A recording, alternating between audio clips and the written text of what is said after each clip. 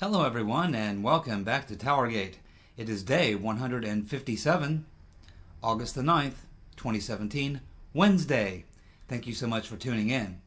Before I get to today's breaking news and the things that are most important to me to talk about today for TowerGate, I want to touch on two other things real quick before I get into the daily news here. First, I want to give a huge shout out to our good friend Mara. We've been talking in the last couple of days about the elections and what's going on and voting out the Republicans and defeating the Democrats and all that sort of thing, which is all good.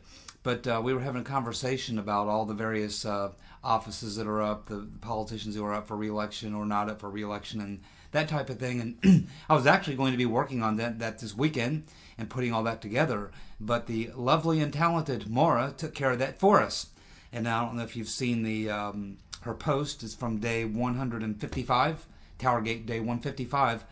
Maura posted up in the comments section a fantastic outlay of exactly what the electoral situation is in 2016. She lays out all the candidates who are up on both sides, Republican and Democrat, the potential challengers, the various situations that you're looking at.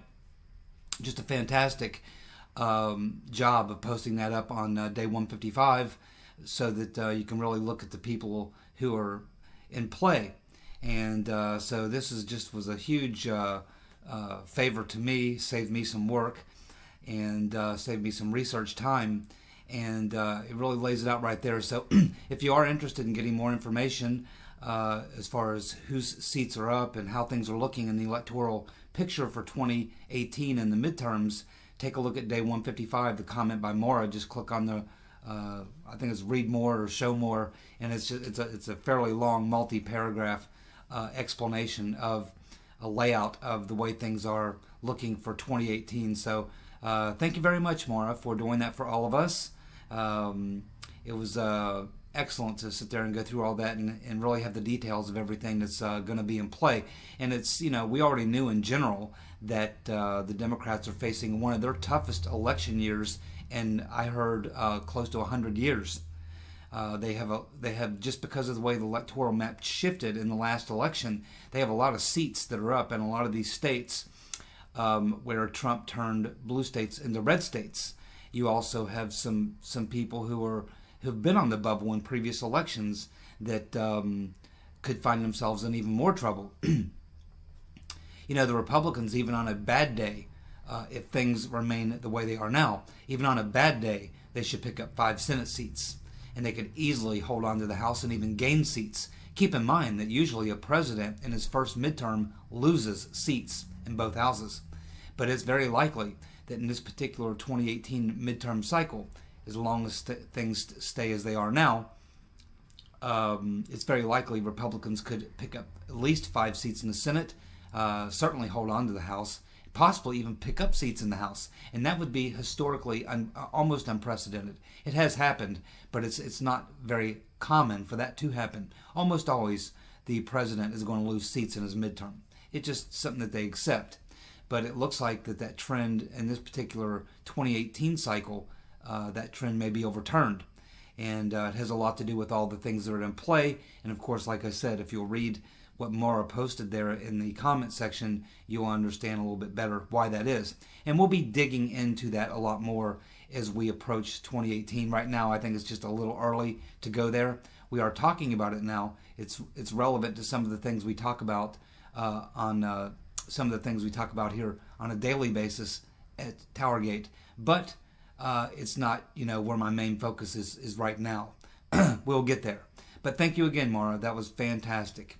Very, very good. In fact, I actually copied and pasted it and put it into a Word doc so that I can go back and refer to it.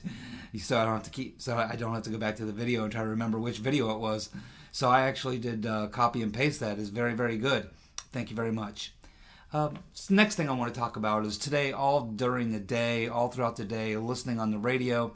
If your radio, I'm sure, is just like ours here in Cincinnati, every 15 minutes you get a news break, so 4 news breaks an hour, and it was all day long, every news break, the top breaking news story was that North Korea has now miniaturized a nuke, and they have ICBM capable rockets.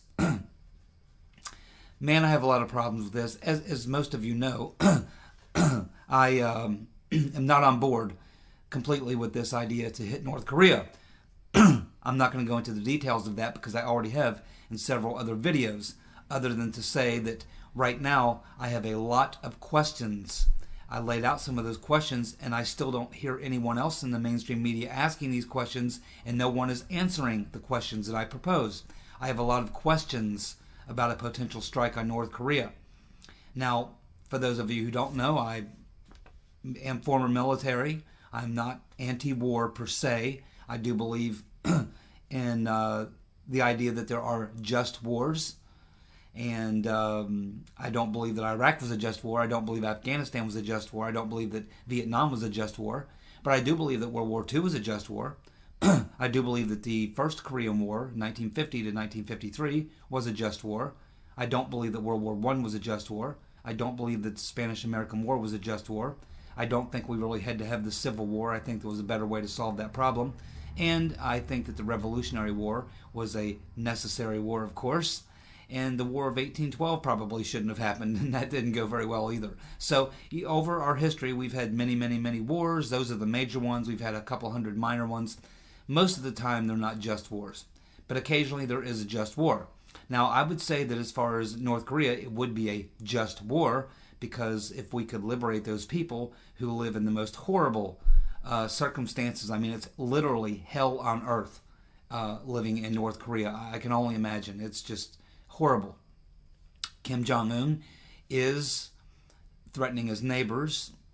He's a problem. I don't think he's a nut. I don't think he's completely crazy or anything like that. I think that's a persona he likes to put out there. But I think he's far more sane than he lets on. And he's surrounded by people who are fairly well sane too. You don't survive and keep your regime together as long as he has, and as long as his family has, if you're nuts and crazy and all that sort of thing. These people are not nuts and crazy. What they do in North Korea is very, very calculated. They know exactly what they're doing. They're not crazy. They're not stupid either. So I just think that these news reports that we're hearing today, I just don't believe them. It was just only 6 months ago that the Pentagon said that they didn't think that North Korea, they thought they were 2 to 3, maybe 4 years away from even getting close to having a miniaturized nuke.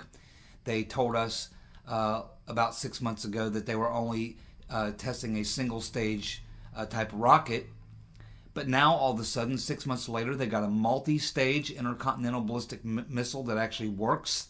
They have 60, estimated to be 60 miniaturized nukes. Oh, come on. This is clearly deep state propaganda. And what concerns me is it looks like to me the neocons who have Trump surrounded are trying to force him into taking a military action in North Korea. It may come down to that. I hope it doesn't. There is a possibility that Kim Jong-un could push it too far. I don't know what his game is, but he could push it too far, and if he does, then it's likely that could happen. I still think the results or the consequences will be disastrous. I don't think it'll go nearly as well as a lot of people think it will. I think there's many unanswered questions. I think there's many unknowns. And there are things that are unknown, and then there are unknown unknowns. And there's a lot of unknown unknowns in this particular case. And I just think that we need to step back from it, keep our cool. We still have far superior military. We could annihilate North Korea. The decision can be made in a matter of minutes, and North Korea could be annihilated in a matter of less than an hour, completely wiped off the map. But, do you want to do that? And the answer is no. We do not want to do that. There are other things we can do, and I've talked about them in previous videos. But I wanted to talk today about the propaganda that's out there, because when you hear this on your local radio dial, it is not just on that one station. It's on every station up and down the dial, on every radio and TV and internet, all mass communications in every market, not just in the U.S., but all around the Western world. The deep state is a global operation. It's a global organized crime syndicate. And they want war. They always want war. They want war. They haven't even finished cleaning up the messes in the 2 previous wars, or 3 previous wars, or 4 previous wars, I guess, if you want to include Afghanistan, Iraq, Libya, and Syria. They can't even clean those messes up, and now they want to launch into something that would be exponentially more dangerous and more fraught with peril. I certainly hope, I know Donald Trump, President Trump, is very, very smart.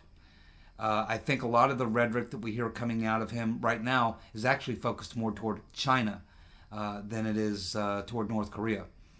And I know he's a smart person. I know he's not going to be easily duped into something, but I do have concerns that the neocons have him surrounded and that they will give him all kinds of bad intel, bad information, and force him or cause him to make a bad decision.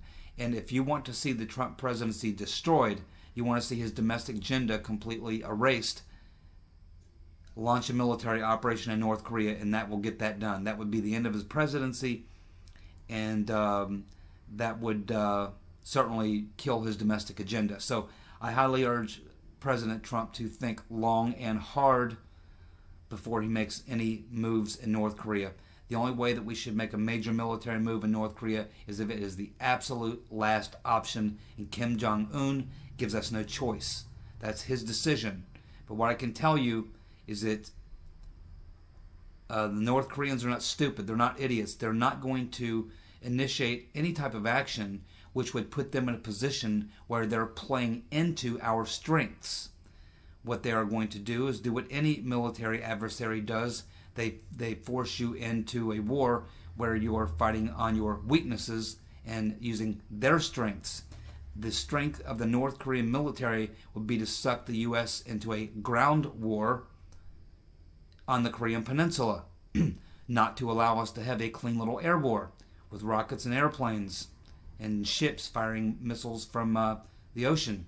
No, no, no. They will try to draw us into a ground war. And the day that the ground war starts, that's the countdown clock for the president's approval dropping through the floor and him not winning re-election in 2020. So, I would urge the president to think long and hard and not buy into the neocons and the deep state's lies. Remember, the very deep state that is giving you all this information is the very deep state players who've been involved in trying to orchestrate a coup. I would keep that in mind. And let's not forget, they told us there was weapons of mass destruction in Iraq. They were wrong. These are the same guys, remember, these are the same guys, if they're so good at intel, these are the same guys that did not even know that their own FBI intelligence, one of the highest FBI intelligence people they had, Mr. Hansen, had been selling secrets to the Russians for years. The CIA, it was Aldrich James. For almost 30 years, Aldrich James was selling secrets to the Soviets. They could never, it took them almost 30 years to finally catch him. So we also know about the Cuban operations and many, many intelligence operations that have never really turned out the way we were told they would. We know about many times that the intelligence agencies have told us things that turned out not to be true. I highly doubt that Kim Jong-un has a miniaturized nuke and a multi-stage intercontinental ballistic missile. I highly doubt that. I think he's trying to get there, but I don't think he's there now. And I think he is probably 2 to 5 years away. Now is not the time to panic.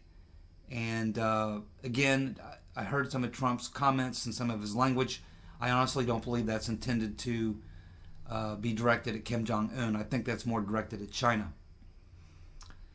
Okay, so that's my thoughts on that, and I'm sure a lot of you heard on the radio today the same thing I heard, you know, this new news. But I would just like to tell you that I think you should take it with a grain of salt. Don't get concerned, don't get too worried, and whatever you do, don't believe it. It's the deep state.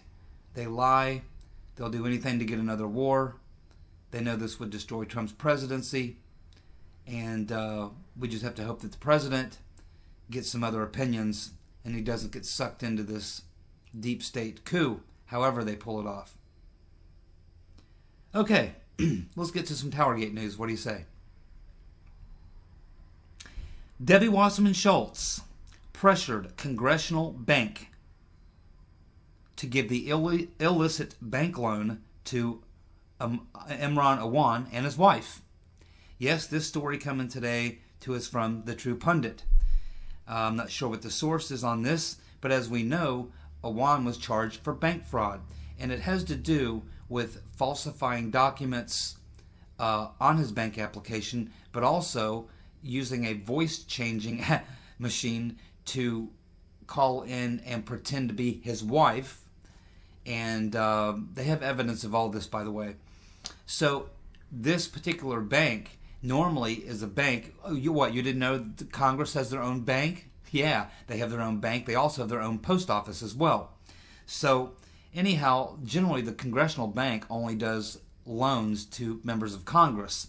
But Debbie Wasserman Schultz was able to compel the loan officer there to give this loan, which is extraordinary. It's absolutely extraordinary, and this is why she's in deep trouble. For all the other things that we talk about, all the other things that are going on with Debbie Wasserman Schultz, the fact that the Awans committed bank fraud in trying to secure that loan that they did eventually get through the congressional bank. We now know that Debbie Wasserman Schultz made a couple of phone calls and was very persuasive in making that happen.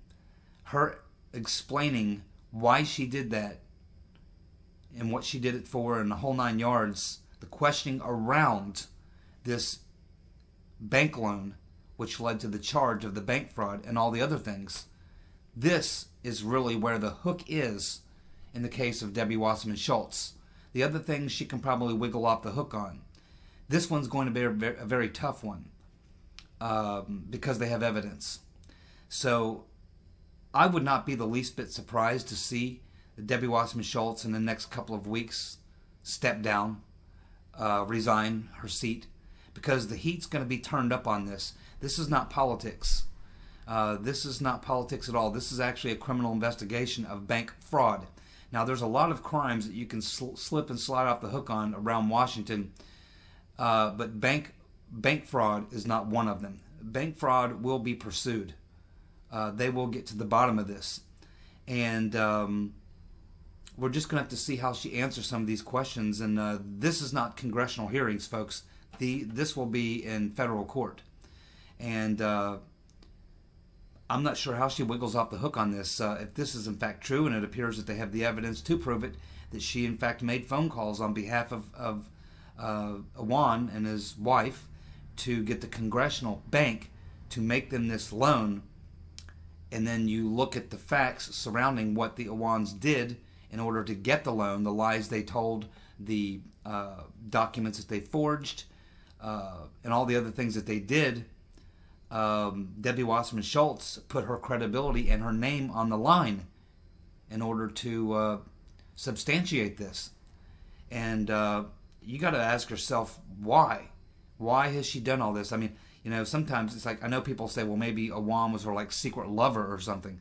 Well, only if he is blind, because that woman is dog ugly.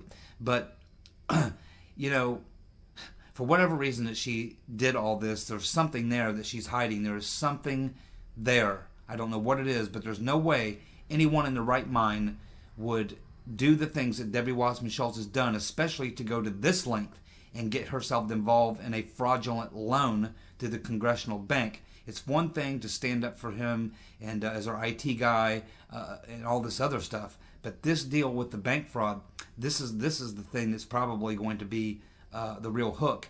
And I would not be the least bit surprised that Debbie Wasserman Schultz is pressured by Democrats in her party to step down. I think she's going to need to be focusing on her legal issues, because she is certainly right in the thick of this one.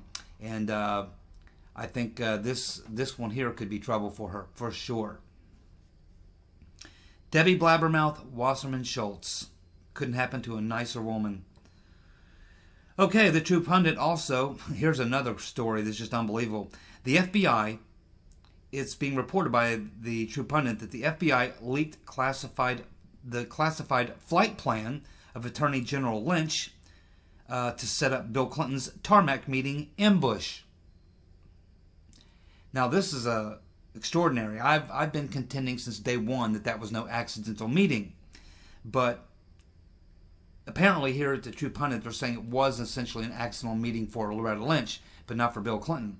And the fact of the matter is, the Attorney General, her travel itinerary is highly classified. There's very few people who know where she's going to be, when she's going to be there, her travel arrangements, or anything else. She travels on a private chartered jet. Let's see, it's a private plane, private chartered as unmarked. So there's nothing to give you any indication there's an American official on board. And somehow it appears that Slick Willie's Secret Service detail got the tail number of that aircraft. And that would be very classified information. Where did Bill Clinton get where does his Secret Service detail get that information? It had to come from the highest levels in the FBI. That would mean Comey, McCabe, or possibly this FBI General Counsel, James Baker, who is now under investigation for being a leaker. So this is extraordinary. Again, there's just no end to this story.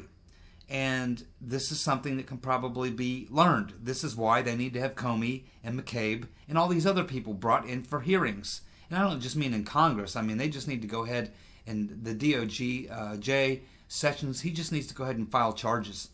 I mean, there's enough evidence here to file charges. These people need to be in front of a judge and a jury answering these questions.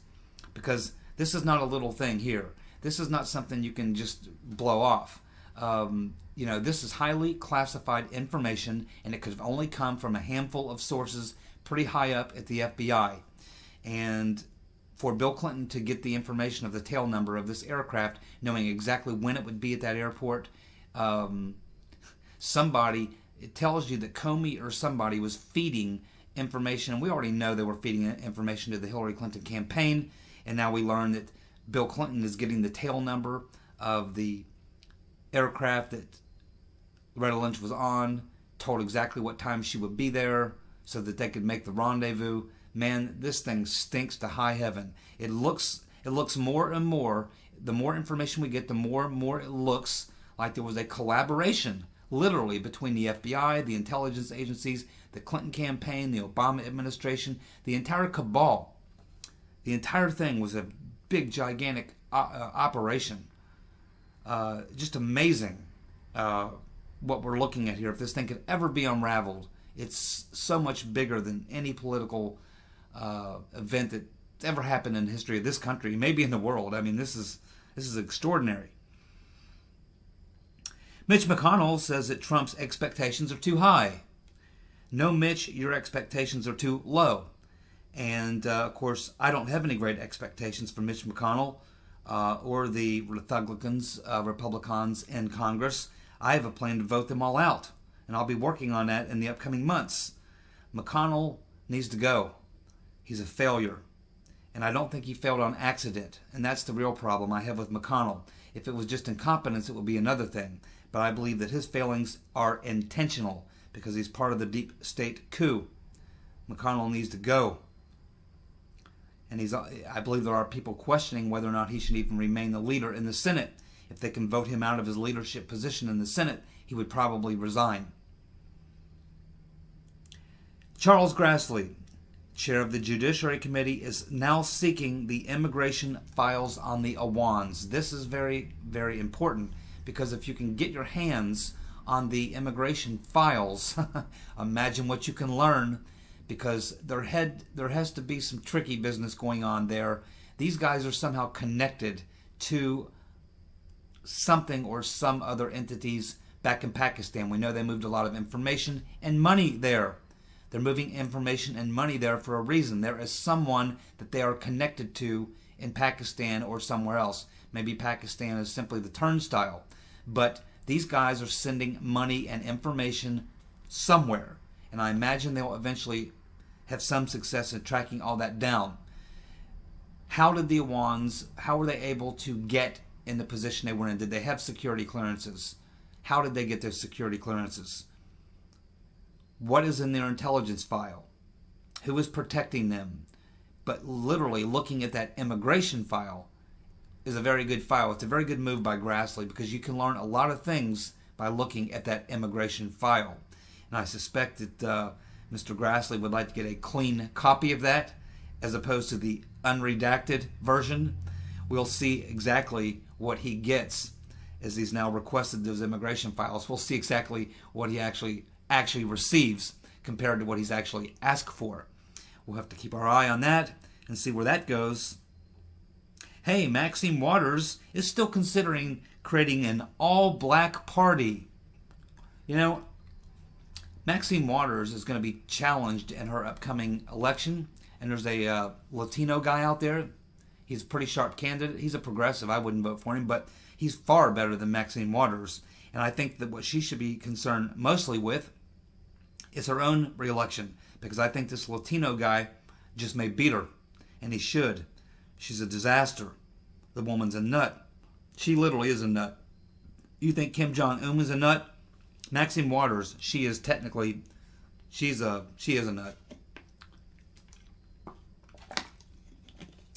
And she's dumber than a rock.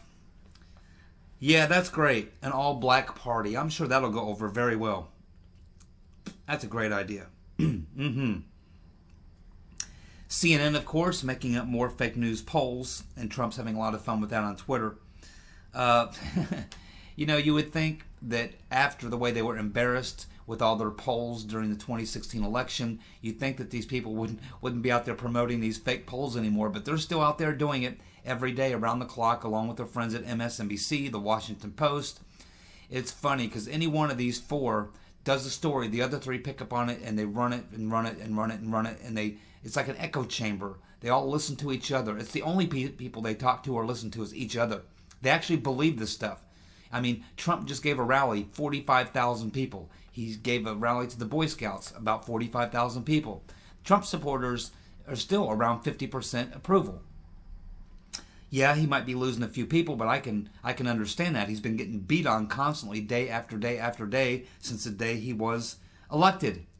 And I'm surprised he's not at 10% in the polls, but he's not. He's doing much better than they say. And Trump's just fine. But it's just funny that CNN would continue to go out there and run their fake news polls, showing his approval rating at 27%. Well, you know, that was where George Bush was on the last day of his presidency.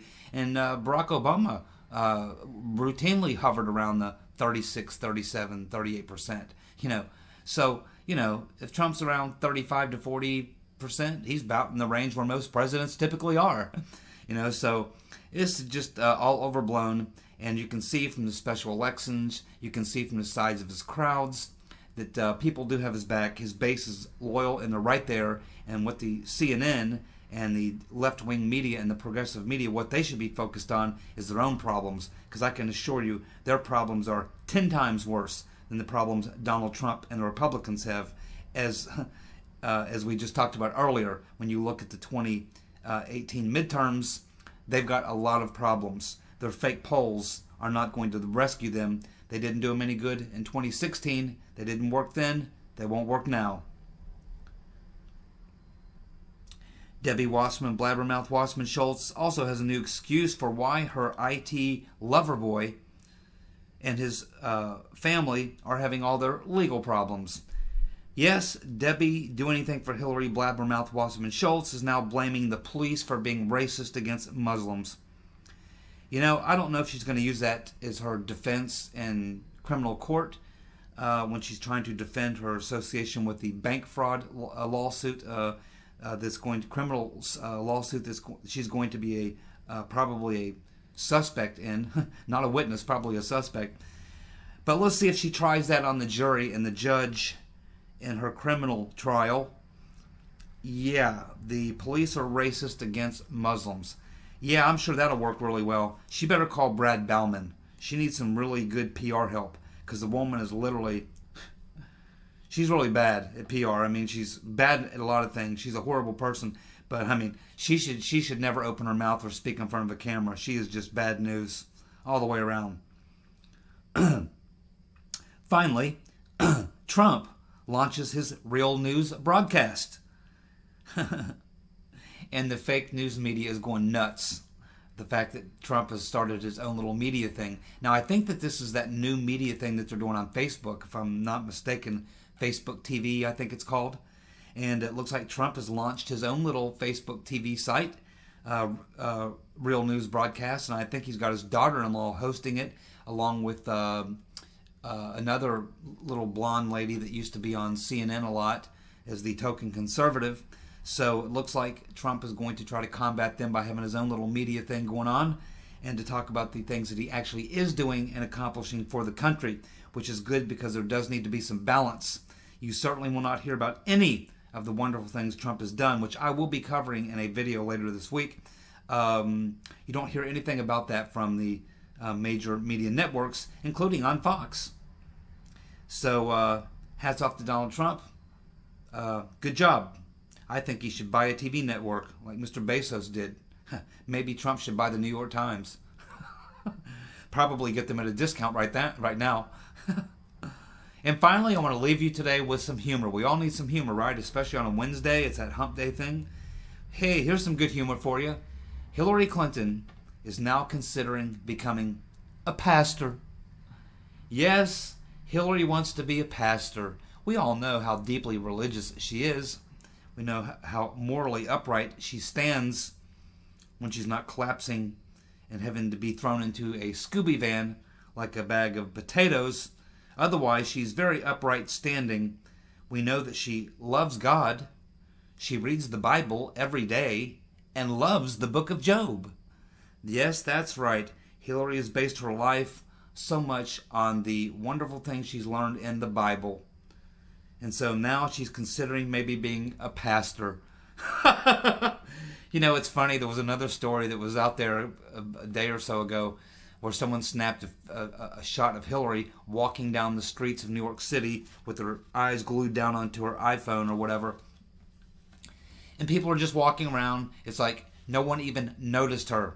No one even walked up to her. Hey, you're Hillary Clinton. Hey, Hillary. People surrounding her. Nothing like that. She's walking down the street just like another New Yorker. People walking right by her. Oh, there's Hillary. You know, no one even cares. No one cares about Hillary. She's going to become a pastor. I imagine she could have Anthony Weiner maybe put him in charge of the youth church. Let Anthony Weiner be the youth minister. Yeah, that's what she could do. Maybe she could bring in Slick Willie to maybe be the minister for the senior services that they can have earlier in the morning before the other folks get there, like they do at a lot of churches, because them early rising senior citizens, they like to get up at the crack of dawn. So yes, bring in Slick Willie to be the senior minister. Bring in Anthony Weiner to head up the youth part of the church. Have Hillary out there giving her sermons every Sunday. Absolutely fantastic. Oh man, it doesn't get any better than that, folks. Well, listen, thank you so much for tuning in. TowerGate Day 157, August the 9th, 2017, Wednesday. I appreciate you all tuning in. I look forward to being back with you tomorrow night. And if you have any thoughts, leave them in the comments section. I love reading them. And thanks again to Maura for doing a great job. And we'll get back at it tomorrow and see what shoe drops next. Thank you for tuning in. Bye.